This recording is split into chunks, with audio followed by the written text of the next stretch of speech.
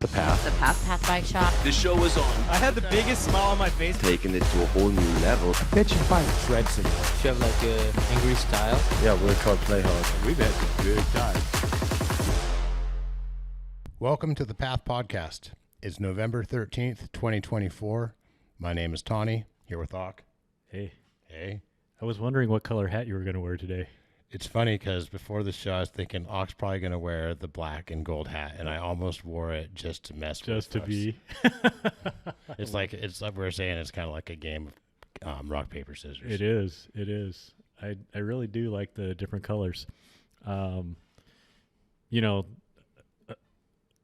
the little Nathan in the world, Your son. my son, was asking about different hat styles. What was his question? He was asking about, like, why not have more like the traditional, like MLB baseball hats? Oh, yeah. So We have, that would be cloth all the way around, right? yeah, kind of like that. Not flannel, but you know, like a little heavier material. Mhm. Maybe we should. Yeah, those are Ball pretty caps. cool. Ball caps, baseball caps. Yep, not trucker style. And modern ball caps. Modern ball caps. Yeah, yeah. Those are cool. Ball caps have been big around the Auk fam home these days because you know the World Series was a couple weeks ago. Actually, it's been running through most of December. Ended with the Dodgers winning the World Series. Congratulations. Congratulations to LA, and half the Akiyoshi household was happy. And a divided house. It is a divided house, Nice. but you know, I like to think we were gracious winners. Yeah. And I say we, like, you know, we as in those of us who root for the Dodgers, and we as in those of us who root for the Yankees, we're also gracious losers. Nice. So yeah, no, that was good. I almost wore a Dodgers jersey today, but I decided against it. But hey, before we really get into the show, you were talking about a new taco.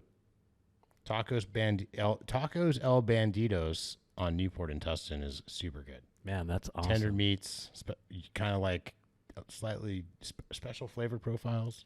You said there's a birria ramen. Yeah, Whoa. that's a thing. My other favorite taco spot in Santa Ana does that too. Whoa. Yeah. That's awesome because I looked real quick. I did a quick Google search, and it's right next to one of my favorite ramen places. Maybe the best tacos in Tustin. I don't know. Definitely a hot new spot. Very authentic.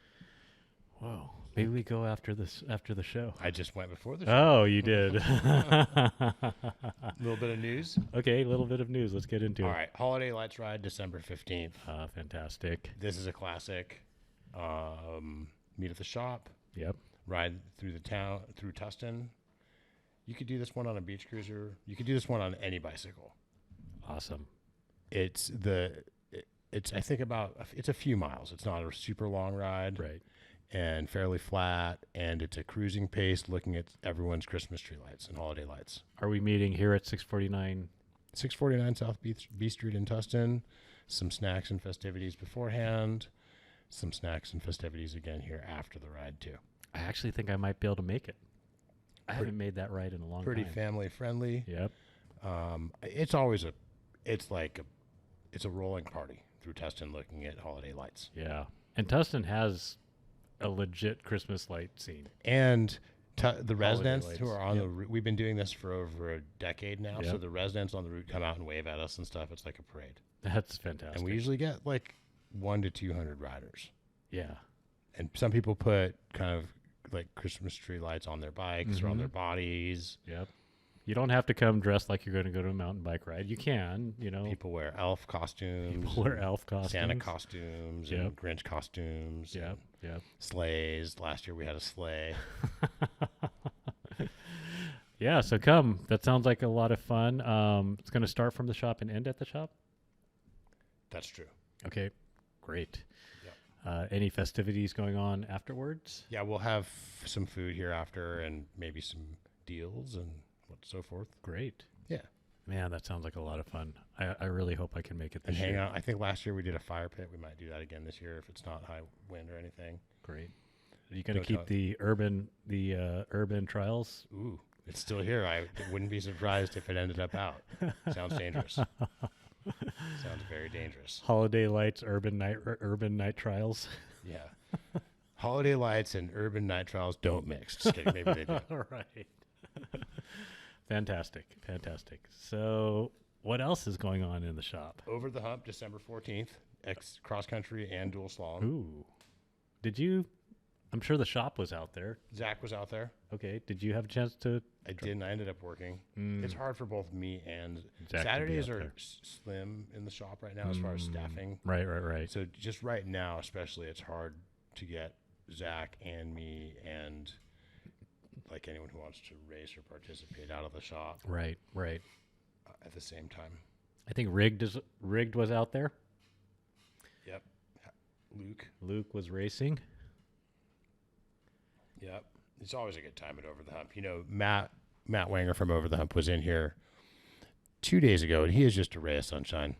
And he's coming on the show soon, too. Fantastic. Yeah.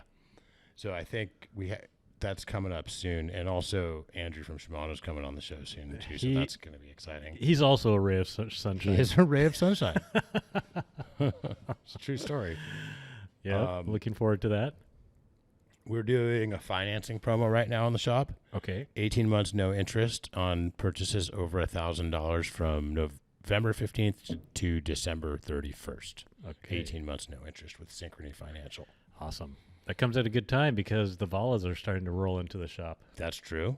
We're looking at a small XO Vala right now that is actually the first one that we've had that is available to buy.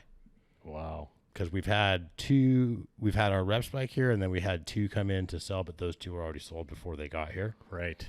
So this is the first one that we've gotten that was not sold before it got here. Got it. So various models on the Vala are kind of coming in at different times over the next 1 to 2 months? Yep. Starting now and going through... And then repeating again over the next 1 to 2 months. Got it. So, like, for example, I was just looking for a customer. Medium gray S as of now is January. If someone speaks up for that one, there's another one like a few months after it. Got it. And so forth and so on. Because the bikes that we're talking about now, we ordered 2-ish months ago. Okay. If we ordered one now, it's probably August or something. Right. But we have like 75 Valas on order, I think. nice. And I don't know, maybe 7 of them are pre-sold so far. Right. So there's something to order still. That's fantastic. It's It's kind of like how I got my Dodgers World Series jersey. how's that? Like as soon as the game ended, I hopped on the website and I got one in my cart, but someone bought it from under my nose. Wow. And so I was like, oh darn. But I checked back and those said shipping whatever early November, and then I went back 2 days later and there was a whole new shipment there. Just a little bit later. Just a little later. That's cool. So anyways, rolling inventory. That's an interest. I like that. Let's see. So you know, all through the summer, our workshop was booked out like 10 Weeks. days, 2 weeks, Right. 7 days. It would vary. Right. And we talked about how you can schedule your service without dropping your bike off. Yep. Because you had to at that time because we couldn't take in any more bikes. Every year, starting around the end of October and going until maybe this end of February, pretty much most bike shops will be able to fix your bike much quicker than that. Like right now, if you bring your bike into the path, if we have parts in stock to fix it, we might fix it the same day or the next day. Maybe 2 or 3 days in some cases, depending on the service. Right. None of this like a week. Unless we need to get parts for it. Of Right. course. But assuming, and we have parts for many services. So, Man. So it's still helpful to call ahead and schedule, but at this point you don't really need to do that. especially if, you know, the difference between we're going to do it in 1 day versus maybe 3 days or what. If you're pretty flexible on how long it's really going to take, you could just come down right now. Right. If right. you want to get it done on a specific day, you can still call and like reserve a spot or text us and Right. reserve a spot on a specific day. You can text us from our web chat Right. or from our shop phone number. We'll reserve you a spot and then we'll work on it that day. We call it an appointment, but it's not an appointment in the sense where it's not a time slot where it's going to get done between 1 and 2. It's just going to Right. get done on that day. Right. And for that to happen, we have to have it early that day or the day before. What if you had time to bring it by twice? Could you bring it by and get it looked at so that parts could get ordered if need be, and then take it and then drop people it? do that. So Sometimes that might happen while you wait. Sometimes it might not. right. But what that does bring us to is what that is, because a lot of times what that is our inspection, right. I see. which our inspection, there's a fee with our inspection, which we often waive. Got it. And we always will apply it towards your service. And so pretty much with a lot of our customers, we don't need to say there's an inspection fee. We'll waive it if you do the service, because we know they're going to do the service because they're Right. regular customers. But if someone comes in and says like, "Hey, can you look at my bike and maybe I'll bring it back?" Then We might charge an inspection fee, which would then be a credit towards your service. right. Right. What is that inspection, I think, is interesting. It's a full visual inspection of tires, suspension seals. We push on the suspension and make sure the features work, like Right. the knobs work, the lockout does what it's supposed to do. It's an inspection of the braking system, so we'll measure the brake pad thickness, we'll measure the rotor thickness. Got it. Right. We'll we'll kind of load the bike up in various ways and see if it makes noises, creaks. We'll look for creaks. We'll test ride it, check the shifting, check Chain- the braking. Chain length, things like that. We'll Stretch. measure the chain. Mm-hmm. We'll inspect the cassette, inspect the chain ring. And depending on what's going on, like for example, if there's like a suspicion of something going on with the linkage in your inspection, we'll open up the suspension far enough to be able to inspect the bearings and feel them and see if they're smooth and Right. that kind of thing. In general, it's kind of like a full diagnostic of what we Got it. think your bike needs and what's wrong with it and everything. And during that time too, we'll also discuss with you service intervals. And a lot of the industry's gotten pretty good about this. We didn't used to be so good about this, Right. but these days there's recommended service intervals for your fork and for your rear shock and for your brakes. Right. Right. And for example, most dot fluid braking systems, the service interval is about once every year to bleed it. Got it. Got it. You can definitely go longer, but sometimes you'll get better performance if you don't. And sometimes, with a lot of these things, there's that kind of frog in a pot of water thing where it still works. Right. As in, you pull your brakes and your bike comes to a stop. And you might not even notice that it's any different. Right. Or you shift and the gears change, or you pedal and the bike goes. But maybe after a brake bleed, you have more control and there's a more consistent bite point and more power. Right. Or maybe your rotors are thinning and you don't realize that your that's adding to your brakes overheating more. And when you get and you're just kind of used to the like reduced performance that's Right. come on slowly. And when you get new rotors, it's like, whoa, like at the bottom of the hill, my brakes still work almost as good as they did at the top. I forgot that could be a thing, right? Right. Or your suspension starts to get a little stiffer and a little stiffer because it needs service, but it happens slowly over time. And then we do your suspension service and like it feels like a whole different bike because the suspension's actually moving freely again. And I think a lot of people who haven't done these services in a year or two, if you've been riding a couple times a week, Right. you will have that experience. Right. And also you might be at the recommended interval. So like for a lot of these fork intervals, it's 100 hours of riding, and rear shocks are 125 hours of riding. In some cases, for the more basic services, it's 50 hours of riding. Right.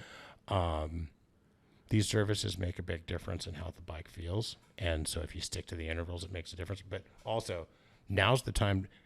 So part of this is your bike feels better when you do it. Yep. And I mentioned like maybe you put load on the pedals and the bike goes, but maybe you haven't noticed that there started to be kind of a grinding sensation. Mm-hmm. And that's not as efficient as when there's no grinding sensation. And that's because maybe your chain is kind of worn, or maybe your chain ring is worn. Yeah. Or yeah. maybe cassette. or Yeah. maybe even your derailleur pulleys. Right. So another thing we inspect in the inspection is the derailleur pulleys, right? Right. So also an all bolts check and a test ride and a bounce check. Bounce check is surprising. Like an experienced mechanic can really learn a lot from a bounce check. including like whether or not your water bottle cage bolts are tight, which is Sure. like is and isn't a big deal. Sure, sure. Would like to not give you your bike back even with loose water bottle cage bolts, Right. Right. even if they aren't holding on a water bottle cage, Right. but they'll rattle a little bit if they're loose. Right. And And if that the rattle will also normalize you to noises that you don't want to be normalized to, because then when you have a noise that is a problem, it just kind of goes into the cacophony. right. Well, and you definitely don't want loose water bottle cage bolts with a cage. Right. And so also, of course, check all 4 bearing assemblies, the headset, the bottom bracket, and both hubs. Right. Make sure they're smooth, tight, move freely, and don't have play. And don't make weird noises or any wrong noises. All this to say, whether the Path is your local bike shop or any local bike shop, your bike will run better and you'll have less problems in peak season when there's a 2-week wait.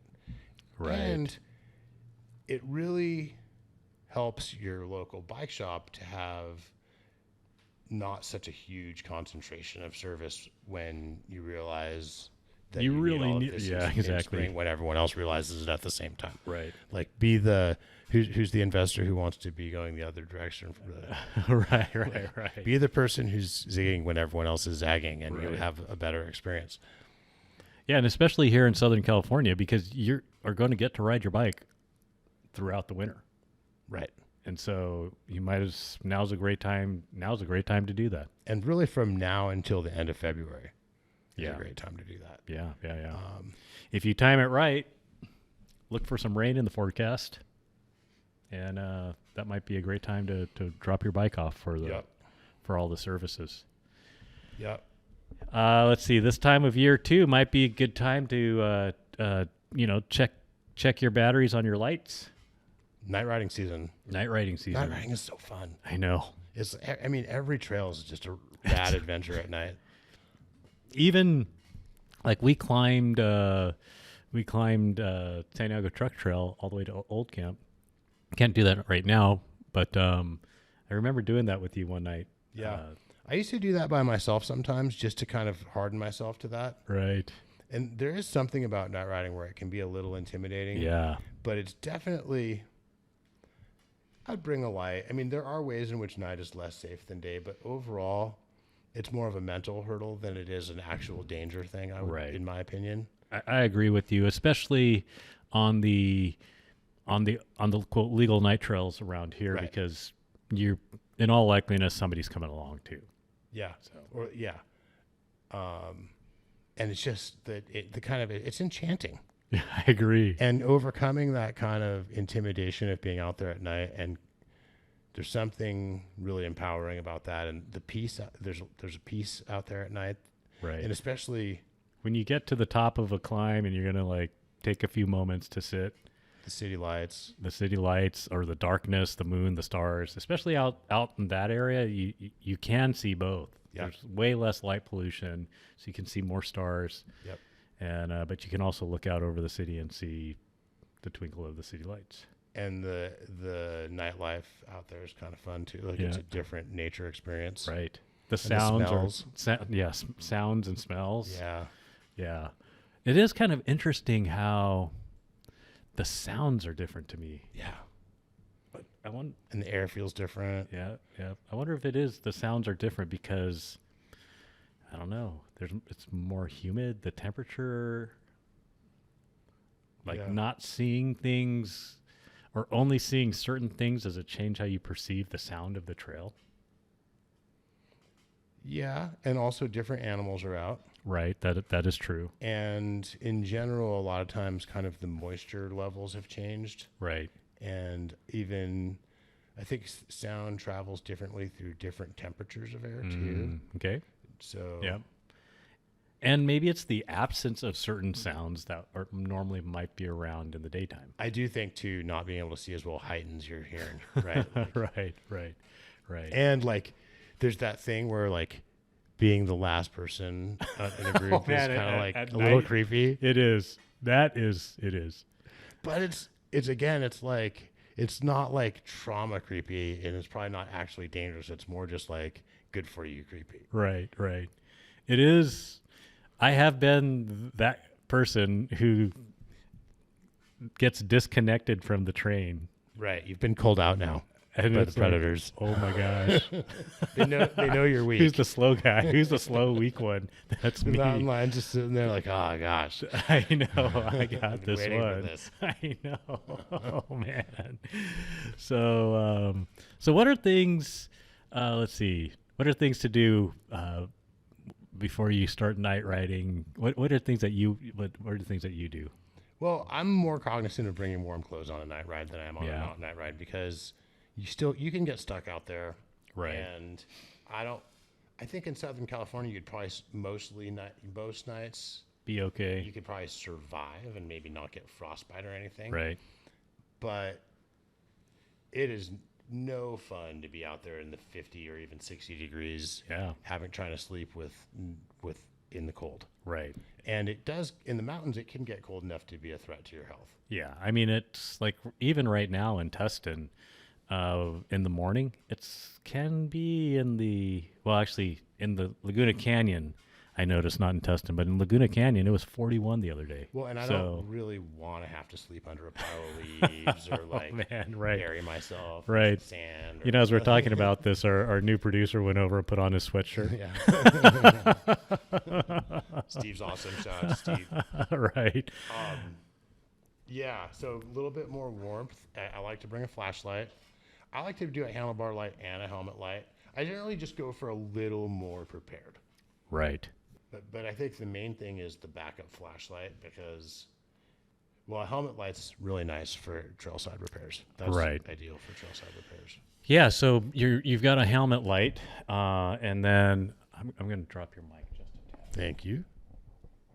And so you've got a helmet light, and these days with the new mountain bike lights, do you really need a helmet light to ride by?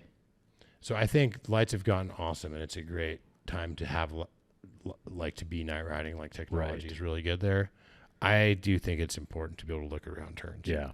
And to be able to to be able to, your head doesn't always face the same direction as your handlebars.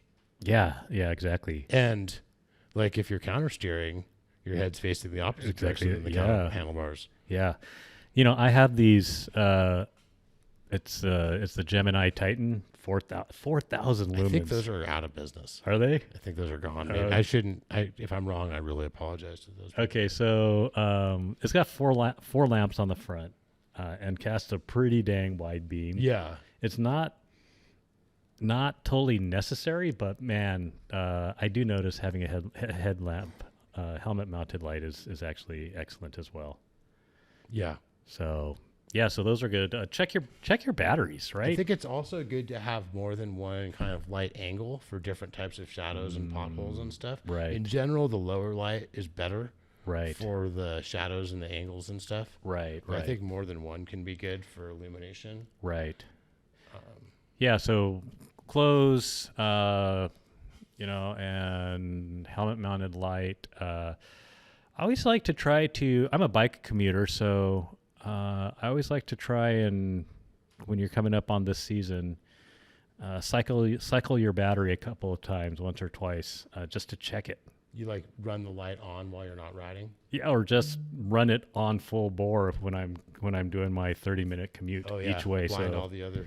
yeah, exactly. It's just so it runs up and down, Yeah. just so that battery, it's probably had been sitting all year maybe.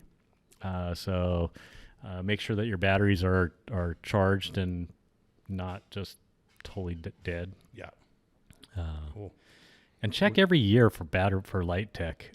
I mean, the It's lights like are better every year. yeah, my gosh. And even some of the self-contained lights now. I mean, Lezine, however you pronounce it. Yeah.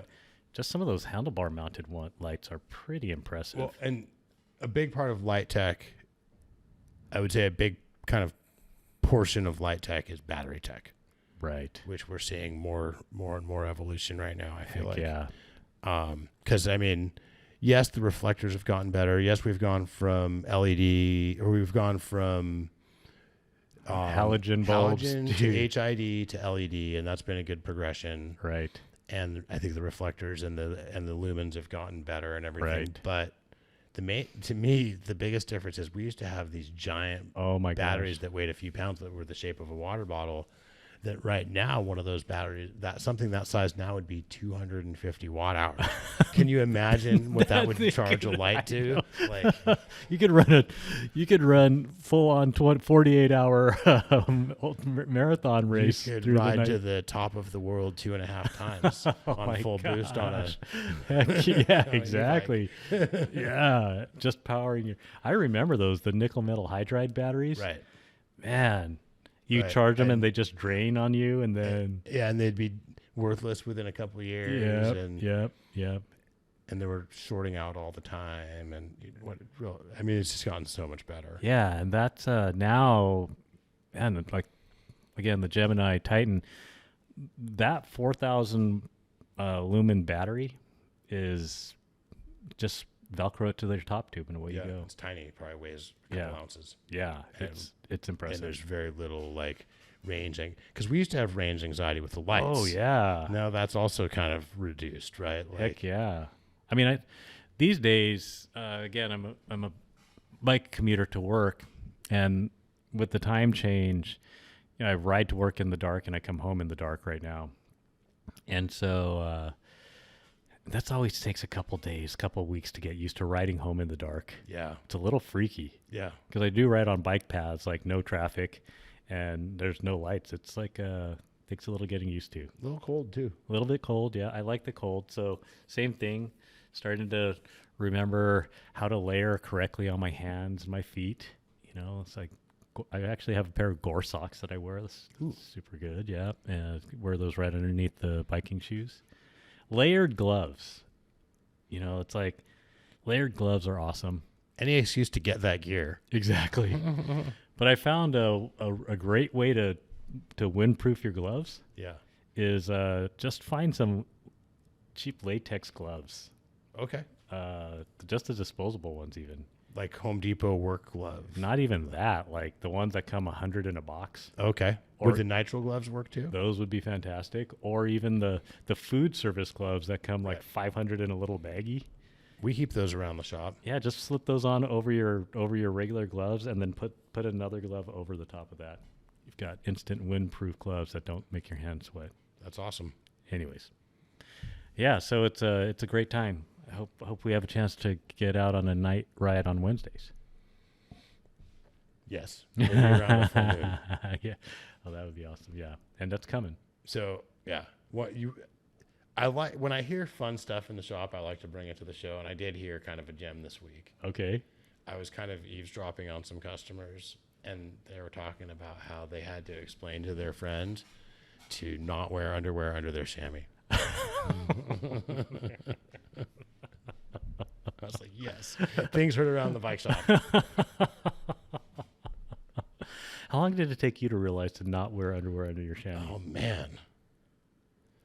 Gosh, I remember, I don't know. I think maybe from the time I got a chamois, I knew. Right. But what your question makes me think of the time before I started wearing chamois, and how one of the times I went riding in my early career, And just I wore like boxers.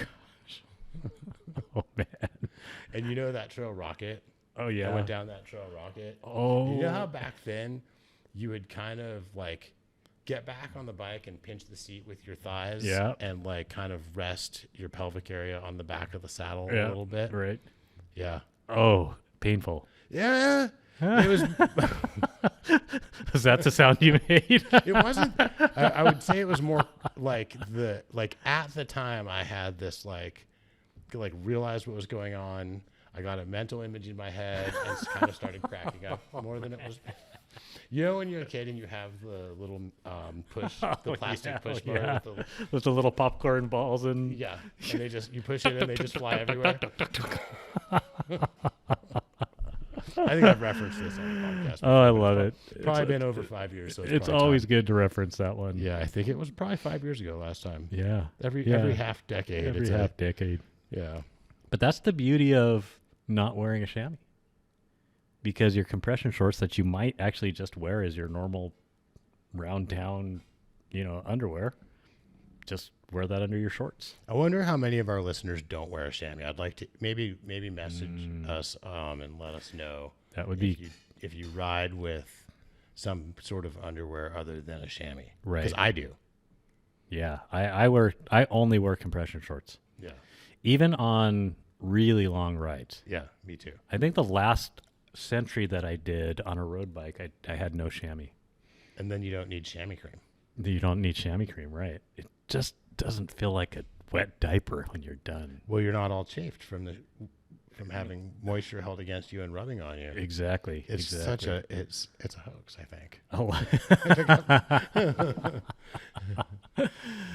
Yeah, that is so true. I think shorts fit better without the chamois too. Like you're over. Definitely, Auk's butt looks better without a chamois. I can attest to that. Thank you. I don't remember what yours looks like with the chamois. That's probably for the best. That's probably for the best. Oh, yeah, it's probably best if you're. Yeah. Anyway, so other news around the shop. Yep. Lots of bikes on sale right now. Fantastic. At this point, a lot of our brands have put their 2024 bikes on sale. Okay. And at this point, we're starting to get 2025 bikes in. Yep. And we have some brands of 2024. Put it this way. Most of the bikes in the shop are on sale for the month of November. Wow. We have this thing, November bike deals. Got it. Going Got on. it. And the gist of that is everything that's been here, some of the bikes that we have now a lot of them are starting to have been like, this color's been out for a year. Right. And at that point, everyone knows what that means. It means probably it's going to go on sale. Right. So we have a lot of rad stuff coming in. Like we have the new Pivot Phoenix is showing up this week. Santa Cruz Follows, like all kinds of rad new stuff coming in all the time. Yeah. And Shuttle LTs are already here. if you've been in the store, we don't have we don't have a spot for them. Right. We need to clear. We out need what to we make have. spots So, for the. yeah, like we're full. Yeah. As it is, and so, and there's a lot of hot new stuff coming. So, we have everything priced to move. In many cases, we're not allowed to advertise a discount yet on the 2024s due to dealer contracts. We're contracted to advertise an unadvertised price. Right. But we can mark them at whatever we want in the store, and we can invite you to message us or call us and get the sale deal online or in store. So message us or call us and get the sale deal. Get the sale deal. November bike deals. Right. If you see a crazy deal on our website, you can ask us if this is mostly bikes that you'll see that are not on sale, but you're like, why isn't this on sale? And right. You hit us up. It probably is. Right.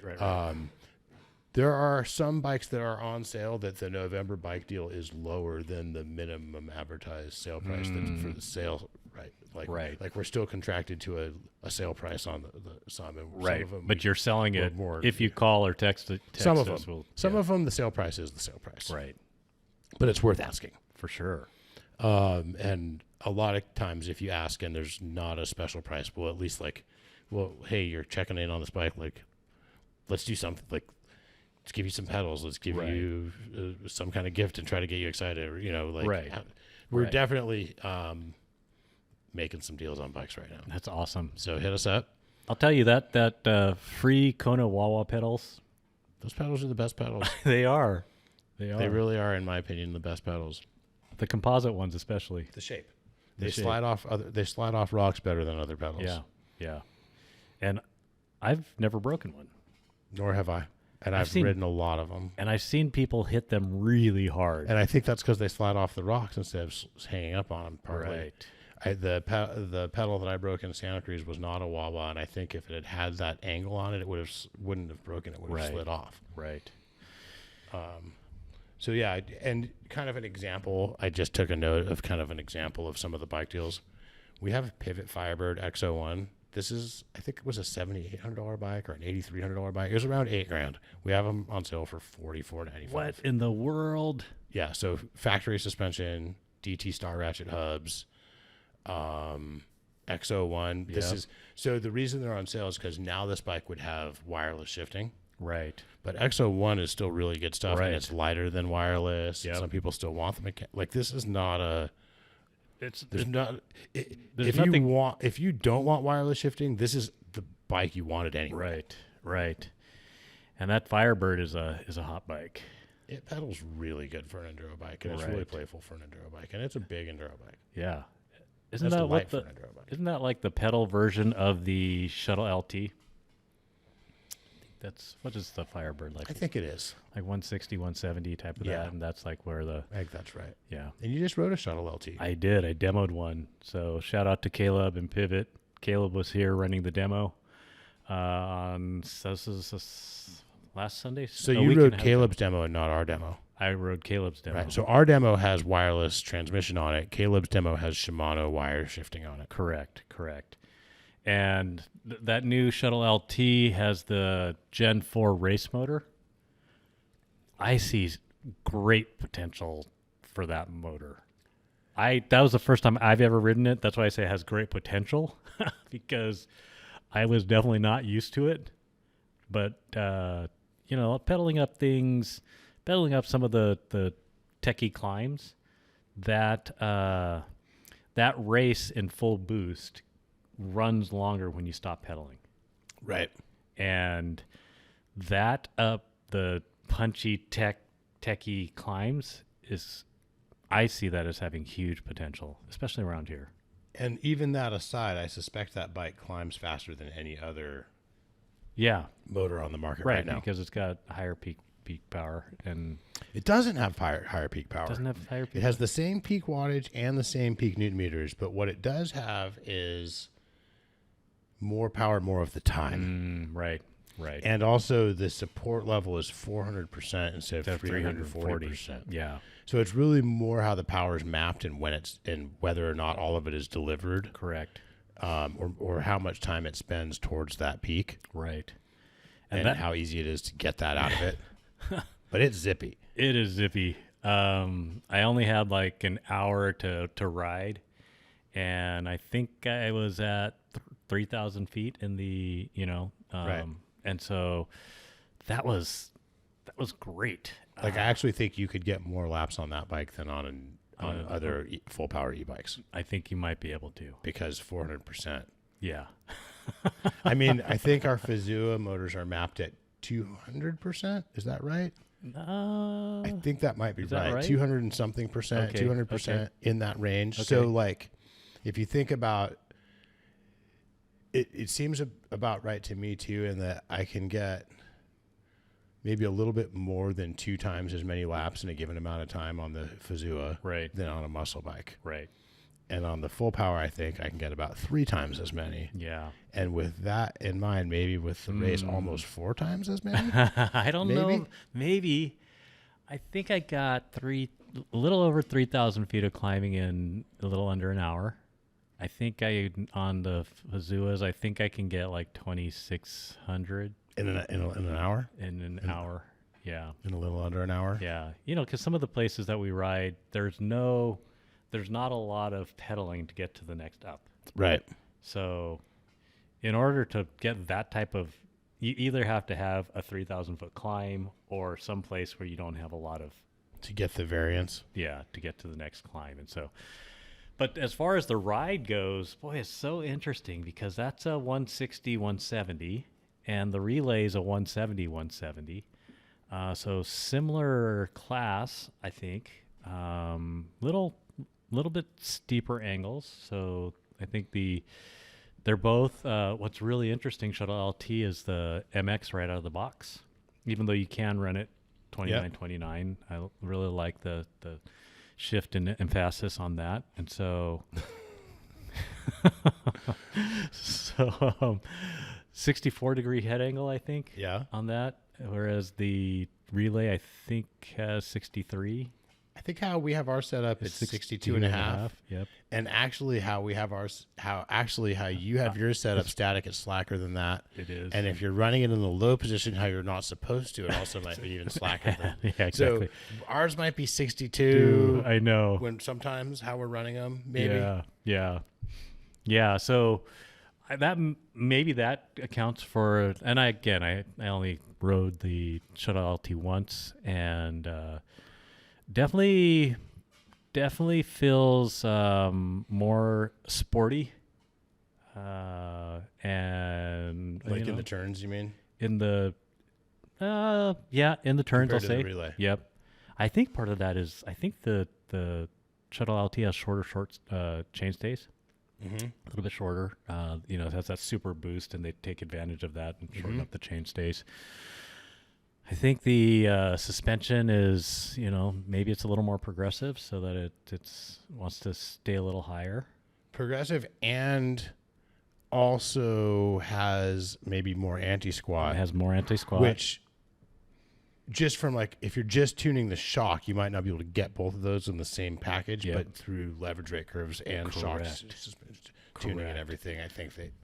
And it is noticeable. I think it's noticeable both on the climbs and on the descents.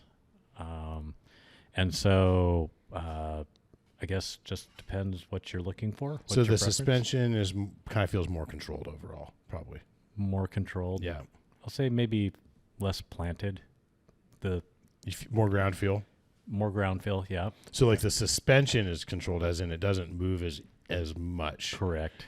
But that doesn't necessarily mean to more control for the rider. Correct. Although it is. I mean, maybe it is. Maybe. I think it's trade-offs, because I think... If that's what you want and that's how you want to ride, then you're probably going to... that probably translate to control for you. And part of that's air versus coil. Yep. For air sure. versus coil, for sure. Is part of what we're feeling there. That's right. Because coil, again, it's linear. And you stick that on a less progressive bike, you're going to... Doubling up the effect. Going to flatten things out. And I think we talk about that. Maybe the relay feels more grounded. Planted. Correct. Planted. So, yeah, but... longer chain stays. Longer chain stays. Little longer travel. Little less progressive. All reasons that a bike would feel more planted. Correct. Yeah, that's... it did make me rethink about the question that we talked about on our last podcast of what bike are you going to keep? What bike are you going to sell? It's an interesting one. The full power, more playful, less, more playful versus more planted. Yeah. So are you going to get a, what did you decide? Man, the full power was awesome. Yeah. And also too, I wonder how you're going to feel about the Gen 5 Bosch motor compared to the Gen 4 race motor once you've really ridden both. Right. So I wonder if the world is coming where we're going to see more super light bikes with full power. Or midweight bikes maybe with 600 sure, watt-hour okay. batteries and 48, 49 pounds. Yeah. That's Yeah. light for a full power, heavy for an SL. Yep. I mean, you could get it pretty SL if you went down to a 450 or 400 watt-hour battery, down from the 600. Doing the thought experiment, I think that would save you maybe 4 pounds, 3.5, 4 pounds probably. No, maybe not that much. Didn't we? Oh, did we figure out that it's you're generally right. about 2 pounds per 100 right. watt hours, So you could, give or take? So if it's 4 pounds, then that would make that a 44-pound bike. yeah, Or a 45-pound bike, a Vala, that is. right. But I don't know, the new higher density batteries, maybe it's not quite 4 pounds. But yeah, anyways, you're starting to get down there. And then you bring it. Yes, but since we'd be comparing a new you're higher right. denser You're battery right. to an older, not higher denser battery, That it might is be true. more than 4 pounds. That is true. Yeah, so maybe there's a day coming where, things are more full power and it's midweight full power long travel. Or how about the lightest you can get it, Right. full power, Yep. and then you still have an enduro bike and an all mountain bike and a trail bike. Yeah. I think that's where we're headed. Yeah. I think we're headed to Pivot is, I think, forward thinking on this. Right. They have an enduro bike. Yep. They have an e-all mountain bike, and they have an e-trail bike. Yep. Right now, their e-trail bike is small battery SL. Maybe that remains true for a lot of the e-trail bikes. Right. And then there's probably going to be some e-trail bikes that are big battery, full power, and there'll probably be some e-enduro bikes that are small battery SL. So to me, it almost comes down to I still think, though, check this out. Like, if you can make me a bike that delivers 85 Newton meters and 400% support, right, and weighs 48 pounds and goes for 4 laps right. in Laguna, that's cool. Right. If that still means, though, if what that means is that I could have that same bike with 60 Newton meters and it takes an extra hour to do it, but I can still get 4 laps in Laguna. Right. And maybe it weighs 40 pounds because of new battery technology. Man, like 40 that's pounds. still compelling, Yeah, right? Like totally. I've got a lot of broken crystal balls that were wrong, but I think that for mountain bike brands to stay relevant in the e-bike market, you have a full range of top power, big range bikes. Yep. And what that might mean might be more this middleweight because we're going more range extender than big battery. Yeah. So another way of saying that is the full power big range bikes are going to get lighter through battery technology, but also through using more range extenders and less just big batteries. I agree. Yeah. And so should the SL bikes. Yeah. Yeah. That's through those same two. Why not have a 300 watt hour battery with a range extender? Exactly. And something that looks like a Vala but has 170 travel, right? And like has basically the next generation of a relay, right? Right. Where and maybe it's even lighter than the current relay, right? Maybe we can get that down to 42 pounds, like 40 pounds if you have it all chi with no inserts in the tires and no, because right now where it's at is, and again you could play with all these different levers that you just mentioned. I think the Shuttle LT is just a hair. The medium is you could get it 48, 49 pounds. Yeah, and that's with a 750 battery in it. That is with the 750, and that's not even the new technology. That's the old technology. Well, that's what the old technology, quote unquote, old technology. Yeah, so it's a year old or something, 2 years. Like it's if you ran that with a Gen 5, which is 150 grams lighter, and a 600 watt hour battery, you could lighter than a Vala. That's crazy. Lighter than a Vala.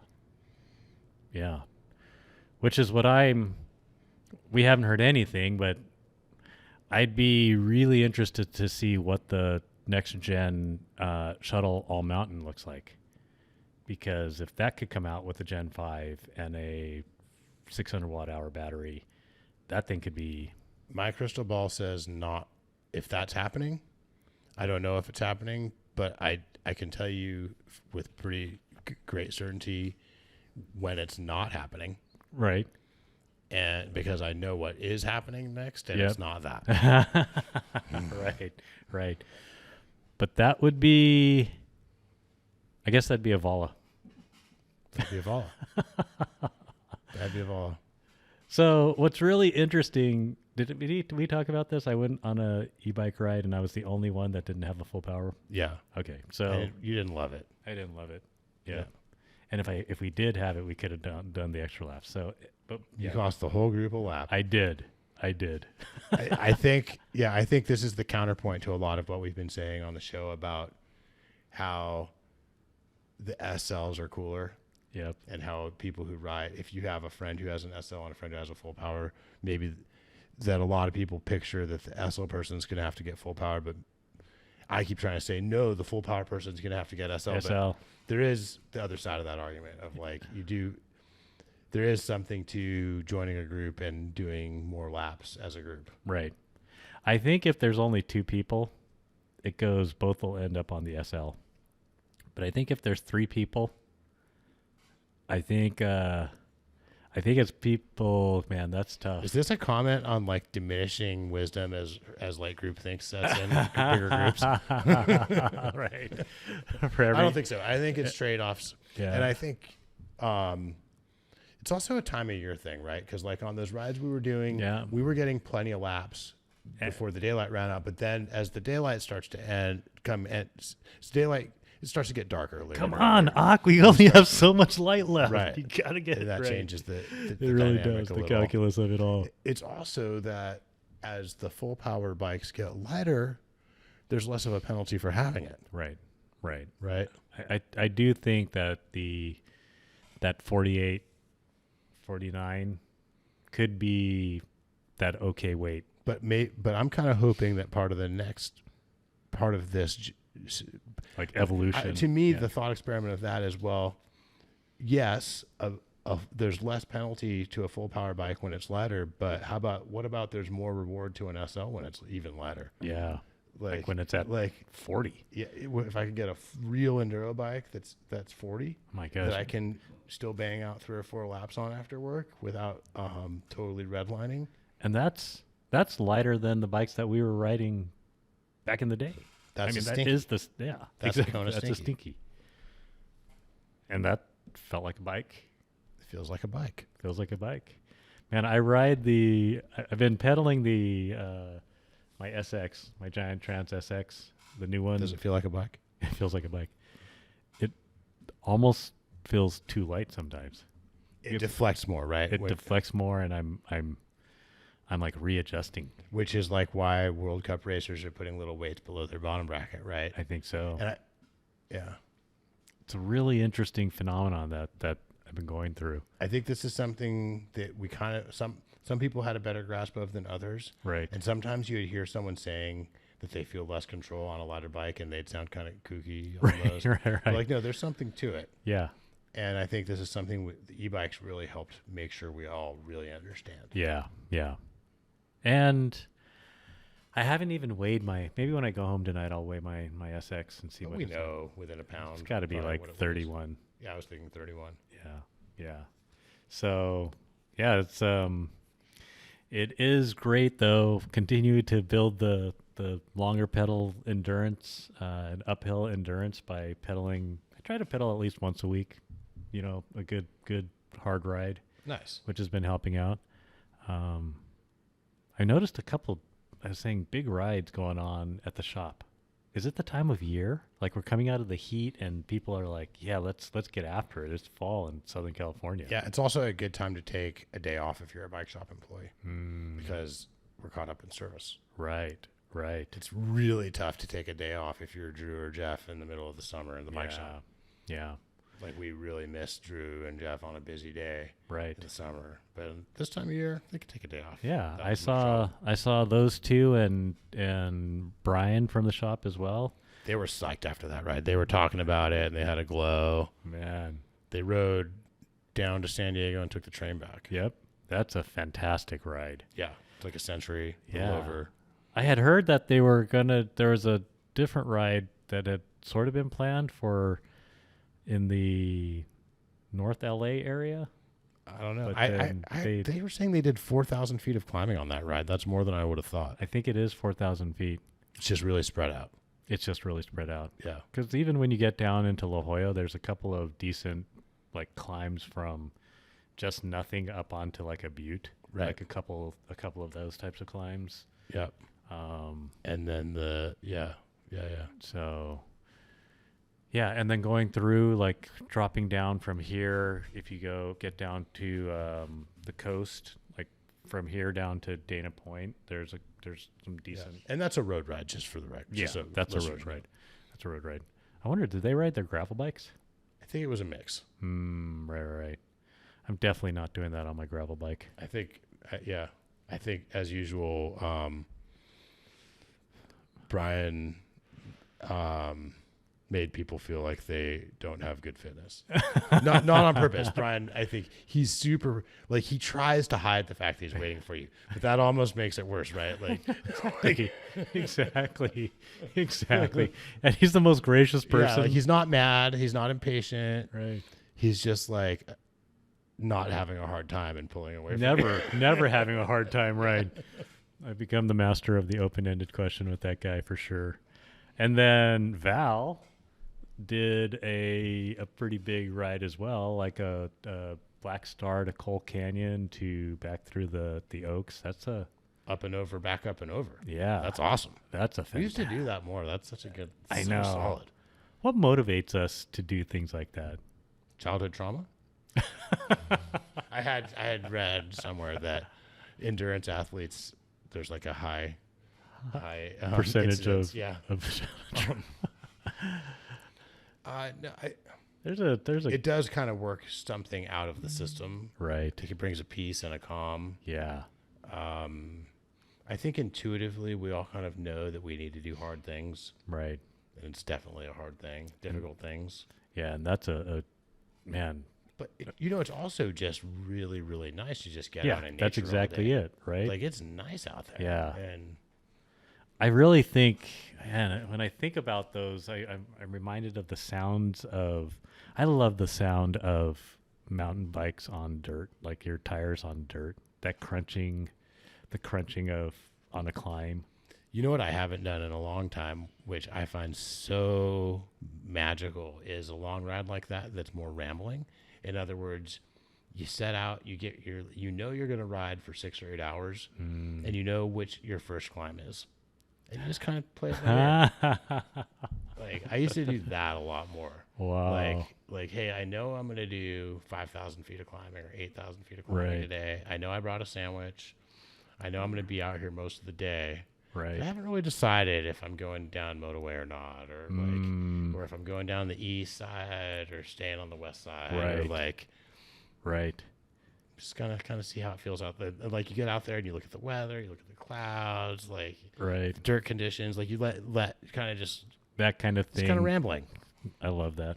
I mean, it's a lot of us do that more often on our shorter rides, right? Like I'll go to Oaks with Joel, and it's like we usually start by climbing chutes, but sometimes right at the turn we decide to go climb what used to be called the Bees, right? Like, Right. Yeah. and then you for get to sure. the top of chutes, and it's like, oh, what do you Oh. want to do next? Sometimes right, it's mountain goat. Sometimes it's cactus. Sometimes it's keep going up and do deer, Right. which we used to call dead kitty, Right. Right.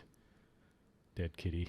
or going all the way up to the top and playing on the drops at the flag and maybe hitting those little jump lines, and then Right. maybe going and doing like sketch. I don't know what that. Oh show's yeah, called. yeah, yeah, exactly. Yeah, sketch sketch. expletive. Yeah, exactly. Pop, pop, pop, pop, pop. Yeah. Right. Wow, we're obsessed officially. Okay. At least it's not poop.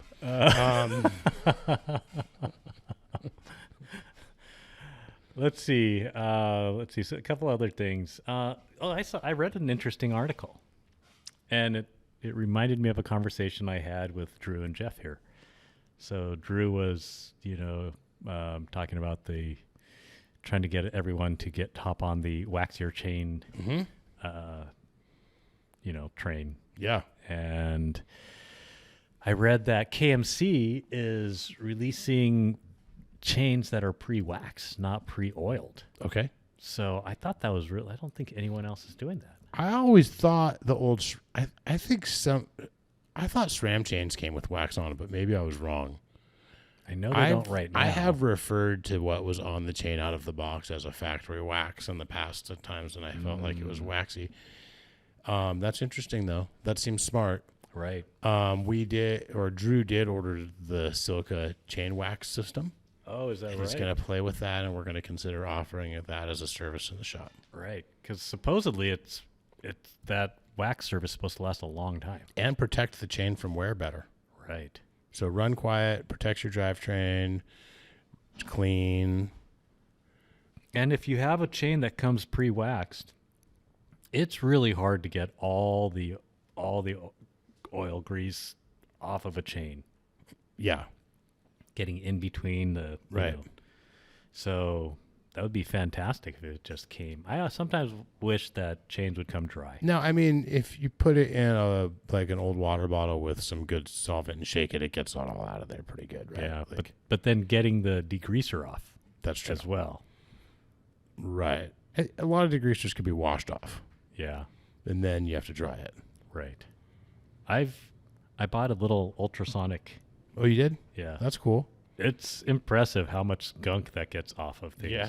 Yeah. Because it heats it too, right? Yeah, you can set the various heat on it, heat settings, but heat up the water or degreaser, and away it goes. It's excellent. What kind of degreaser or solvent do you use? I just try to find like a citrus based degreaser. Okay. So what does the shop use? Well, in the back we have a parts washer that uses, it's called Aussie Juice, which is like there's a biome, like it eats, there's something in there that eats oil, so you never have to change the solvent, or there's a filter. I mean, we still end up changing it from time to time, but because we use it a lot for years and years. But we even in this kind of like high volume use case of a busy bike shop, you can go like years with the same solvent. Whoa. Yeah. And it's really common in bike shops. Like Jesse uses it at Radvan. Right. So I don't know what it is in it. And what is the filter? You have it in a bin that drains through a filter, and you capture it, and then you just put it back in? So it's kind of like a sink that just pumps it through, and then you can put like a bin in there and soak stuff in it. Right. Wow, that's awesome. Yeah. Bike shop stuff. Yeah. It's like it's like oil in some kitchens that they never change. They just keep cooking in it. I think it's less gross than that, or more gross if you were going to eat it. But I mean, I think the fries are so gross when they don't change the oil. Yeah. I don't know. Sometimes it's better. I don't know. Ooh. Good theory. Oh, seasoned, well seasoned. Let's see. I got one thing that I wanted to make sure we talk about in this show. Transition today announced a bunch of new kids bikes. Oh my gosh. What? Which in and of itself is exciting. Yeah. The Ripcord we've seen before, the new Ripcord looks great. Yep. There's a 20-inch kids hardtail that looks great. Gosh, what? But they relaunched the Scout as kind of like a junior rider, like small. So they do it in small, really extra small, and medium. And the like reach numbers on those bikes are what you would just expect in an adult, extra small, and medium. Got it. But they're 27.5 front and rear. That's interesting. That's how they're. And they have suspension tunes for a lighter weight rider. So picture maybe someone our height, but they're 13 or 12, so they weigh 110 pounds. Right. So their suspension tunes. The leverage rate curves are for a lighter rider. Right. Do you think so? It could be good for some women or bigger kids or really small adults. Right. And they're kind of billing it too as just anyone who wants to have the most possible kind of just fun, because it's 27.5 front and rear. Right. I think it's an interesting idea, an interesting way to position a bike.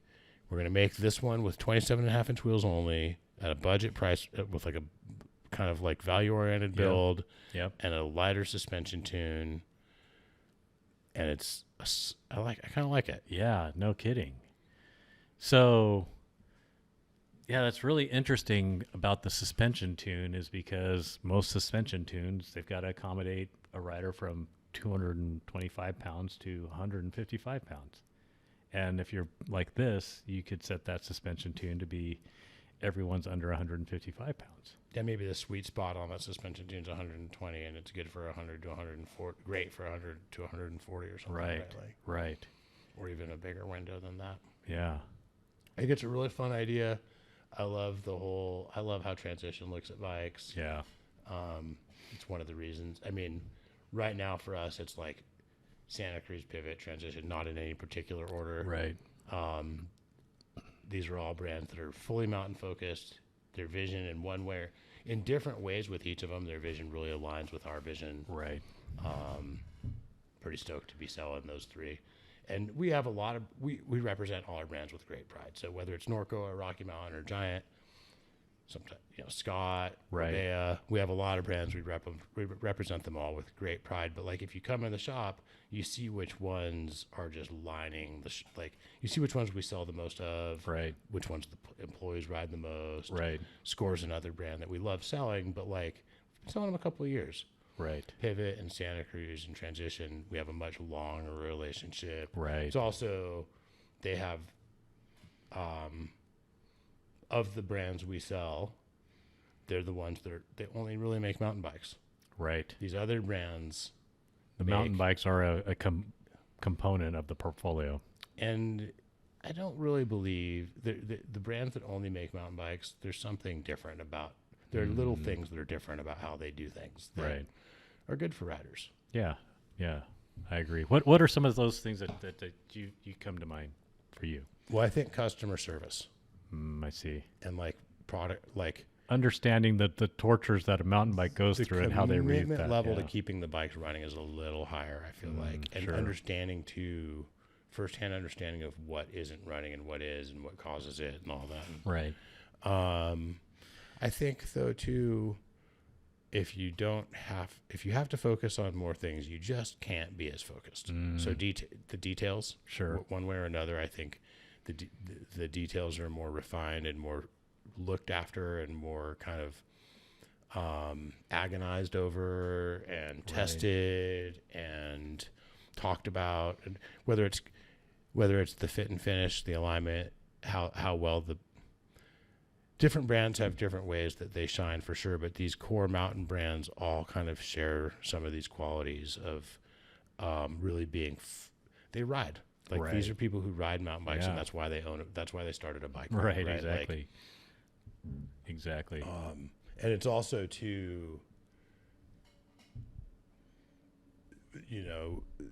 the whole team is focused on one thing.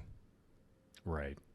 It's just focus. Yeah, exactly. It's the same reason why, if you like, we could sell tons and tons of bikes if we stocked more BMX bikes and beach cruisers and townie bikes and commuter bikes, but it would dilute our ability to be really, really good at helping people with their mountain bikes. Right. And it's the same with a brand, right? Right. And that doesn't mean that, there's probably plenty of really great bike shops that sell all the bikes that maybe are better than us at some mountain bike stuff. Like everyone, there's no one way that everything is, but focus is cool, right? Yeah. Like, yeah. And there's, like you said, there's pros and cons about it. That particular shop who has a more diverse focus, might fit their context better. Might fit where they are in the world. it also might help bring a bike to you at more of a budget. Sure. Because that's what, with Santa Cruz and with Pivot and with Transition, it's always a really fair value in my opinion, especially when you factor in that they come up with new models more often. Right. Because they are driving new rider experiences. Sure. And stuff like that. But could you maybe get the same part spec for 5 to 10% less with maybe a Giant? Sure. For sure. Right. Right? Like, right. And sometimes Giant, like brands like Giant, still like you love your Trans SX. Yeah. It's not like they don't make maybe the best bike for you sometimes. Right. But there is just something to be said for focus. I totally agree with that. I have a correction. So last show we were talking about Big Willie MC because we were talking about the hats, and Big Willie MC has those 5-panel with no button on the top, like you guys have, except his are more a synthetic. And so, but I said Big Willie MC is in Bishop. They're not in Bishop. They're in Lone Pine. Oh, So if you're driving through Lone Pine, which comes before Bishop, if you're coming from the south, that's where Big Willie MC is. how close is that? From here, it's like about 3.5 hours. No, I'm sorry. How close are Lone Pine and Bishop to each They're other? about 45 minutes apart. All right. So That's only a 45-minute mistake. it is. It's an hour and a half round trip if you miss it and want to go back to it, though. Yeah, that's you true. know, so Hey, question. Do you remember if we ever talked about the crank length formula of 20% of your leg length? I don't think we did. We might have touched on it at one time. And I remember hearing this theory and thinking about it and doing the math and being like, oh, that's interesting. Yep. But it came back around to me recently, and it really is a fascinating theory. And, my ground to perennium, Yep. like cycling, some people You're call cycling it cycling inseam, inseam. yep. Some people call it a crotch height. Right. But you do the book against the wall and you kind Yeah. of give it a little bit of pressure. For me, that's like a little under, right about 30 inches, a little less, 29 and a half, 30 inches, depending on how wide I thought we were 30.5. Dang it. I don't remember for sure. I don't remember. I thought I was just under 30. maybe you're remembering it more correctly. Who knows? But we're both Yep. right around 30, Yep, right? totally. So 30 inches would be 152.5. That's really interesting, yeah.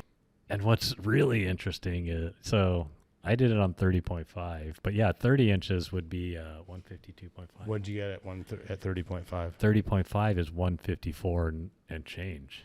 So like 155. Yeah.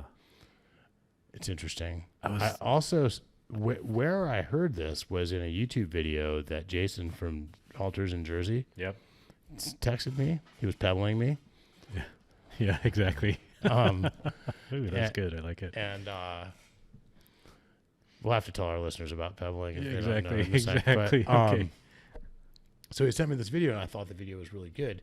And the whole video was about how roadies are running shorter and shorter cranks.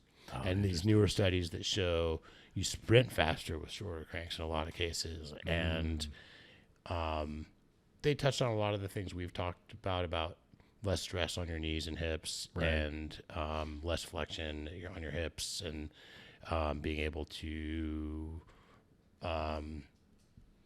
potentially run the bars lower, the seat higher, that kind of thing. Yep. More aero position. You can get a more aero position Right, because right. the bars can get lower because you have less hip flexion. Right. All that's really fascinating.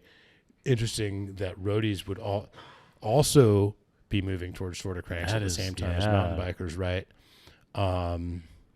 Really interesting times. And it kind of validates some of the things I've been seeing with Yeah. like young Zach who works here, put the 150s on and felt like he climbed better.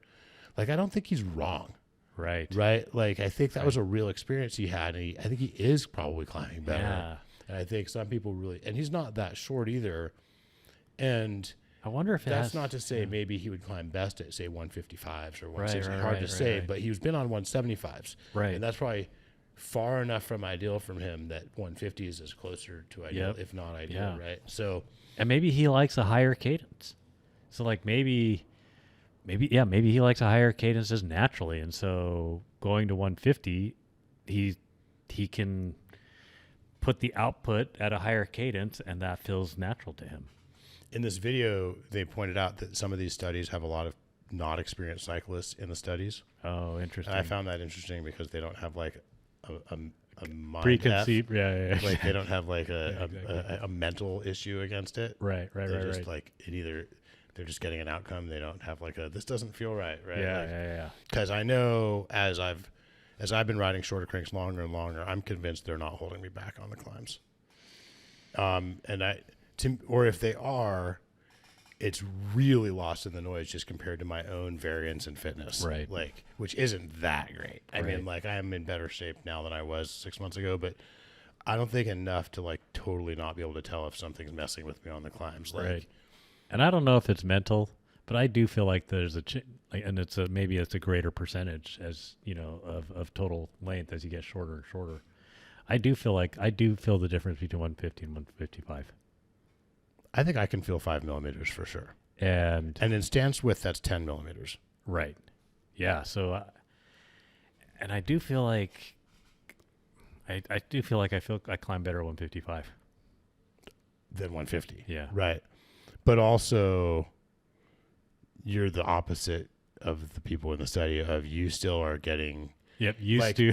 There was a Right. time when you and I were both convinced that we really couldn't climb much at all with 155. Yep. And that 155 was way too short to climb well. Right. And both of us like sort of like embraced that possibility Right. and that feeling a little bit, I think, Right. at first. So, Right.